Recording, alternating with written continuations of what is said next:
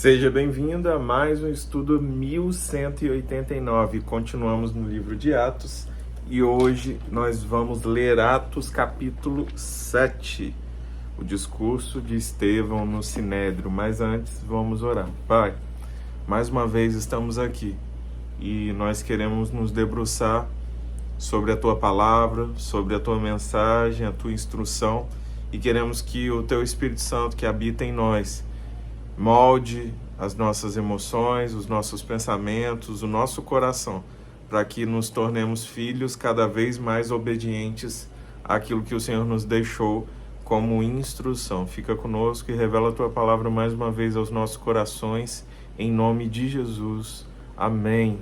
Vamos lá, 60 versículos do capítulo 7. Então, o sumo sacerdote perguntou a Estevão: são verdadeiras estas acusações? A isso ele respondeu: irmãos e pais, ouçam-me. O Deus glorioso apareceu a Abraão, nosso pai, estando ele ainda na Mesopotâmia, antes de morar em Harã, e lhe disse: saia da sua terra e do meio dos seus parentes, e vá para a terra que eu lhe mostrarei. Então ele saiu da terra dos caldeus e se estabeleceu em Harã. Depois da morte de seu pai, Deus o trouxe a esta terra onde vocês agora vivem. Deus não lhe deu nenhuma herança aqui, nem mesmo o espaço de um pé, mas lhe prometeu que ele e depois dele seus descendentes possuiriam a terra, embora naquele tempo Abraão não tivesse filhos. Deus lhe falou desta forma: seus descendentes serão peregrinos numa terra estrangeira e serão escravizados e maltratados por 400 anos. Mas eu castigarei a nação a quem serviram como escravos, e depois saíram dali e me adorarão neste lugar. E deu a Abraão a aliança da circuncisão. Dias depois do seu nascimento, mais tarde Isaque gerou Jacó, e este a 12 patriarcas. Os patriarcas, tendo inveja de José, venderam-no como escravo para o Egito, mas Deus estava com ele e o libertou de todas as suas tribulações, dando José favor e sabedoria diante do faraó, rei do Egito. Este o tornou governador do Egito e de todo o seu palco. Depois houve fome em todo o Egito e em Canaã, trazendo grande sofrimento, e os nossos antepassados não encontravam alimento. Ouvindo que havia trigo no Egito, Jacó enviou nossos antepassados em sua primeira viagem. Na segunda viagem deles, José fez-se reconhecer por seus irmãos, e o faraó pôde conhecer a família de José. Depois disso, José mandou buscar seu pai, Jacó, e toda a sua família, que eram 75 pessoas. Então Jacó desceu ao Egito, onde faleceram ele e os nossos antepassados. Seus corpos foram levados de volta a Siquém e colocados no túmulo que Abraão havia comprado ali dos filhos de Amor, por certa quantia. Ao se aproximar o tempo em que Deus cumpriria sua promessa a Abraão, aumentou muito o número do nosso povo no Egito. Então, outro rei que nada sabia a respeito de José passou a governar o Egito. Ele agiu traiçoeiramente para com o nosso povo e oprimiu os nossos antepassados, obrigando-os a abandonar os seus recém-nascidos para que não sobrevivessem. Naquele tempo, nasceu Moisés, que era um menino extraordinário. Por 3 meses, ele foi criado na casa de seu pai. Quando foi abandonado, a filha de Faraó o tomou e o criou como seu próprio filho. Moisés foi educado em toda a sabedoria dos egípcios e veio a ser poderoso em palavras e obra. Ao completar 40 anos, Moisés decidiu visitar seus irmãos israelitas. Ao ver um deles sendo maltratado por um egípcio, saiu em defesa do oprimido e o vingou, matando o egípcio. Ele pensava que seus irmãos compreenderiam que Deus o estava usando para salvá-los, mas eles não o compreenderam. No dia seguinte, Moisés dirigiu-se a 2 israelitas que estavam brigando e tentou reconciliá-los, dizendo: Homens, vocês são irmãos, por que ferem um ao outro? Mas o homem que maltratava o outro empurrou Moisés e disse: Quem o nomeou líder e juiz sobre nós? Quer matar-me como matou o egípcio ontem? Ouvindo isso, Moisés fugiu para Midian, onde ficou morando como estrangeiro e teve 2 filhos. Passados 40 anos, apareceu a Moisés um anjo, nas labaredas de uma sarça em chamas no deserto, perto do Monte Sinai. Vendo aquilo, ficou atônito e, aproximando-se para observar, ouviu a voz do Senhor: Eu sou o Deus dos seus antepassados, o Deus de Abraão, o Deus de Isaque e o Deus de Jacó. Moisés, tremendo de medo, não ousava olhar. Então o Senhor lhe disse: Tire as sandálias dos pés, porque o lugar em que você está é terra santa. De fato, tenho visto a opressão sobre o meu povo no Egito. Ouvi seus gemidos e desci para livrá-lo. Venha agora, e eu o enviarei de volta ao Egito. Este é o mesmo Moisés que tinham rejeitado com estas palavras. Quem o nomeou líder e juiz? Ele foi enviado pelo próprio Deus para ser líder e aparecido e libertador deles por meio de um anjo que lhe tinha aparecido na sarça. Ele os tirou de lá, fazendo maravilhas e sinais no Egito, no Mar Vermelho e no deserto durante 40 anos. Este é aquele Moisés que disse aos israelitas: Deus lhes levantará dentre seus irmãos um profeta como eu. Ele estava na congregação no deserto com o anjo que lhe falava no Monte Sinai e com os nossos antepassados e recebeu palavras vivas para transmiti-las a nós. Mas nossos antepassados se recusaram a obedecer-lhe.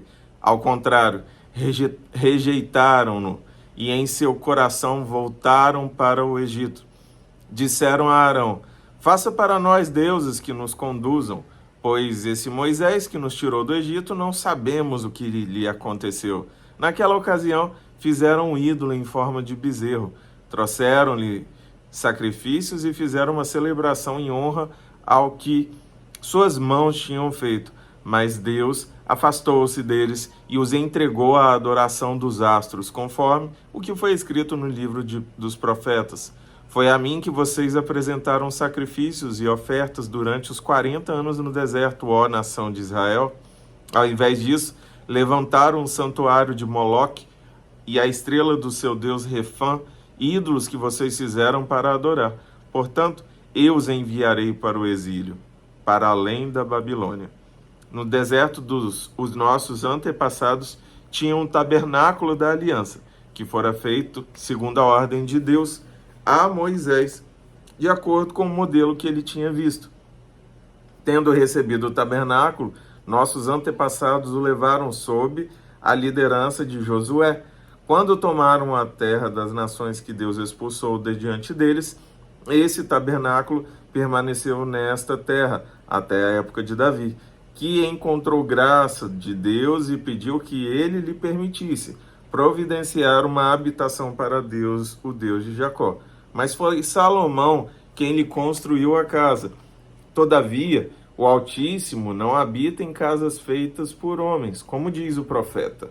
O céu é meu trono e a terra o estrado dos meus pés.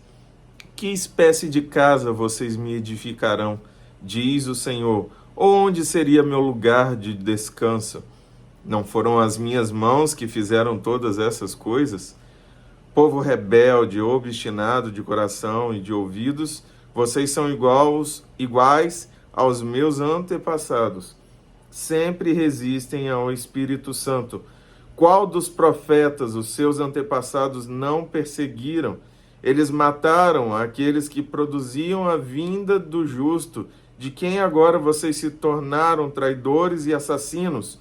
Vocês que receberam a lei por intermédio de anjos, mas não lhe obedeceram. Logo depois dessa fala, uma fala dita à presença dos líderes, um discurso no Sinédrio, diante de todos aqueles que recentemente haviam crucificado a Jesus.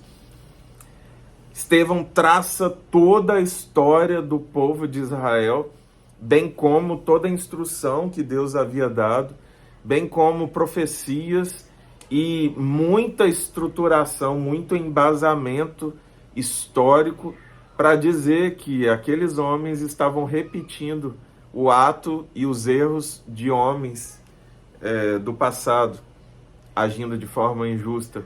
E ele termina o texto com essa palavra muito forte, porém extremamente propícia. Povo rebelde, obstinado de coração e de ouvidos. Vocês são iguais aos seus antepassados, sempre resistem ao Espírito Santo.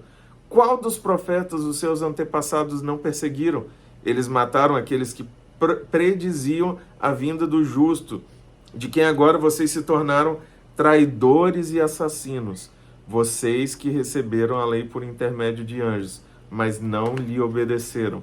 Então, para mim e para você, as instruções são dadas de forma semanal, através de cultos, de pregações, através de momentos como esse, de palavras destinadas a nos moldar. Se você não permitir que essa palavra te molde e te transforme, não seremos diferentes daqueles que crucificaram Jesus, que tinham a palavra, que tinham um histórico, que tinham a lei, mas não obedeceram. Resolveram seguir impulsos de inveja, de ambição, de vaidade. Preferiam as posições de honra, os locais de exaltação, do que abrir os olhos e ver o cumprimento daquilo que os profetas falaram na vida de Jesus. Que eu e você não sejamos parte daqueles que estão errando, mas que nós escolhamos acertar com a instrução que já foi nos confiada. Que a gente não peque pela falta de conhecimento, mas que a gente adquira o conhecimento e coloque-o em prática. Agora, uma parte muito triste. Ouvindo isso, ficaram furiosos e rangeram os dentes contra ele. Mas Estevão, cheio do Espírito Santo, levantou os olhos para o céu e viu a glória de Deus e Jesus em pé à direita de Deus. E disse: Vejo os céus abertos e o Filho do Homem em pé à direita de Deus. Mas eles taparam os ouvidos e, dando fortes gritos, lançaram-se todos juntos contra ele. Arrastaram-no para fora da cidade e começaram a apedrejá-lo. As testemunhas deixaram seus mantos aos pés de um jovem chamado Saulo. Aqui nós estamos vendo que o Paulo, aquele responsável por a maior parte dos livros escritos no Novo Testamento, estava ali, no momento em que Estevão foi morto, apedrejado, e as roupas, as vestes dele foram lançadas aos pés de Saulo.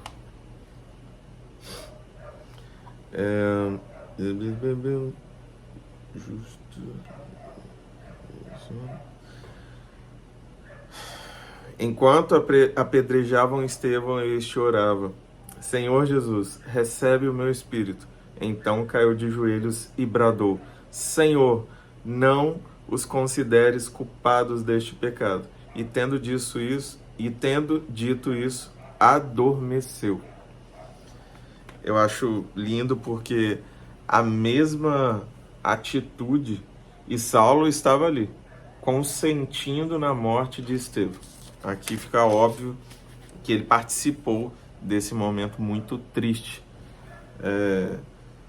E aí a gente pode tirar vários aprendizados aqui. O primeiro: mesmo tendo sido Saulo aquele que participou da morte de um homem justo e temente a Deus, ele se torna depois perseguido por esses que também perseguiram Estevão, assim como ele perseguia.